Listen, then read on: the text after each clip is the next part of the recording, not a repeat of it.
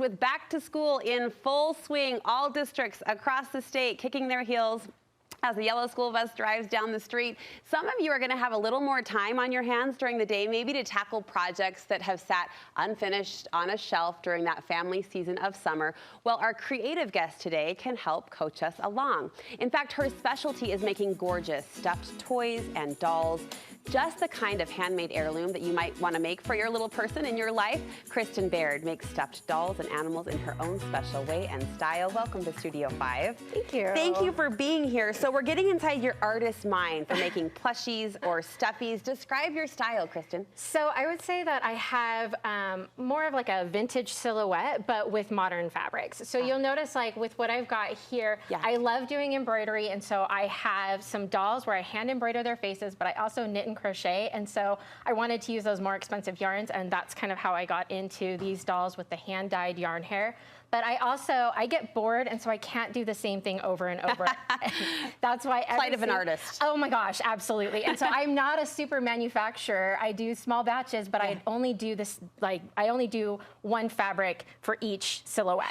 It adds to so everything's unique. Yeah. So you can see here what we've got. I basically make kitties and bunnies, although I might be adding some more animals. I'm thinking about it. Your critter circle might be expanding. Yeah, I think so. I mean, it depends on demand. So if people want it, what are you toying with? What's the animal in your mind? Thinking about doing a bear for Christmas. Oh, so cute. We'll see. Now, when you say vintage silhouette, describe the silhouette that's classic and timeless. So if you look at, for example, this is what you would see, same kind of pattern back in the 50s, back, has that nostalgic feel. So you've got this cute little simpleness to it, right? There's not a lot of complication going on. However, where the complication comes in is actually with the fabrics. So you'll notice I have a lot of bright, colorful, crazy fabrics, and that's kind of my personality a little bit. I don't know if that's obvious. I love that you kind of meet two customers' needs. First of all, the parents. I appreciate that vintage touch and charm you described. But the modern colors and the patterns, I'm sure, attract little eyes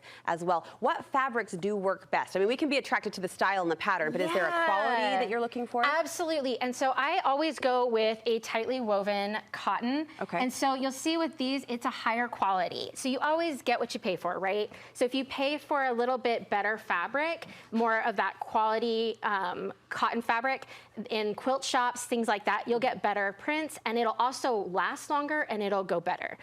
What you want to avoid, you can do it, but when you use canvas materials or like thicker materials, it just makes it a little bit more tricky to get it through the sewing machine.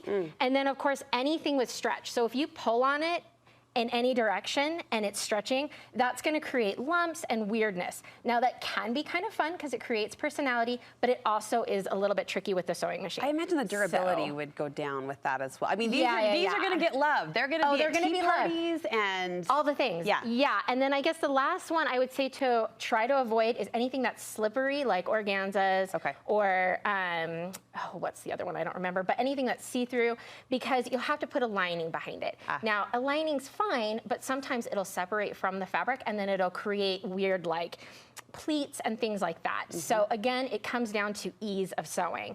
So and a lot of sewers may have tried to make a stuffy or a plushie before. Where do we go wrong? I think it's really a lot with the fabric, and then it's also with the stuffing. You want to make sure that you're stuffing it really, really tight. It kind of pulls on the seams a little bit, but that's okay. You want that to happen. So talk us through your process. Show us some other maybe tips or tricks to troubleshoot. To the stuffing point, I've got a little friend here, and you'll notice that like the points are not quite stuffed. So you actually want to get some stuffing in there and just, I mean, you want to get to know that animal real well. Get up close and just get up in there and just push it on into that corner so that it's very stiff. Because again, what happens is if you don't stuff it tight enough, over time, it will actually lump up and clump. Like, have you ever had a pillow that's lumpy? That's why. Is because the stuffing on the inside will clump together rather than staying stiff. Do you use any tools to help you stuff? I do. Thank you for bringing that up. So with the little arms and legs, what's a little bit tricky with stuffing them is that it's a small area. So actually, let me start with this one. These are hemostats. And so yes, they are surgical. Oh. But you can actually get them in the quilting section at Joann. Isn't that funny? No way. Yeah. So you can do that. And then even like Etsy has them and a lot of like online sewing so shops. This is where I start to call you Dr. Baird. I know. There are Dr. Bairds. I am not one of them. Okay.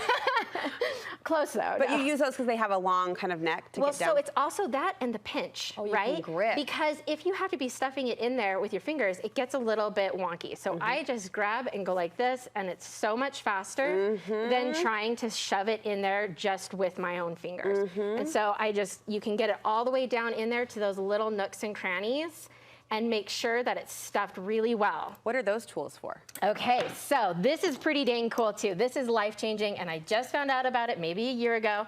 Okay, so another thing that's hard is turning these right side out. Anytime you have a little tube, it's really hard to turn that right side out. And you can use the hemostats, but I find sometimes they'll rip the fabric.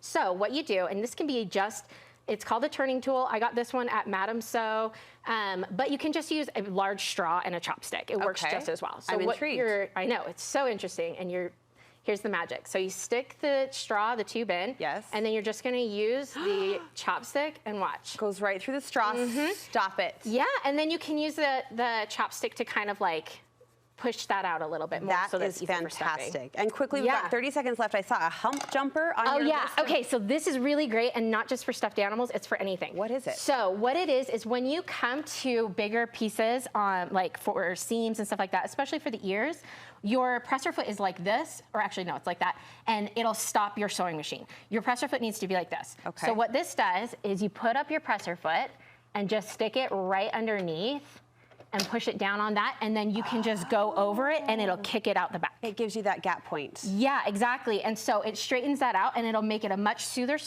sewing. And especially when you're doing like top stitching or anything like that, you don't want to have like clumped up stitches. Right. Or you don't want to have your thread catching anywhere. So that helps you with that. Well, you are talented. These are darling critters. Thank you for sharing them with us. Where can we see more of your work? So I'm actually going to be at the Utah Art Market in October. I think it's the 12th through the 14th. Okay. And then I'm online at heykittyrae.com. Okay. And then I'm also dropping off some animals tomorrow, or maybe today, at Bountiful Davis Art Center, so at their gift shop. So you can find me in person there. Okay. And then on Instagram, Hey Kitty Rae. We'll find you there. Thank you for sharing some tricks for the rest of us, Of too. course, We thank you. appreciate it.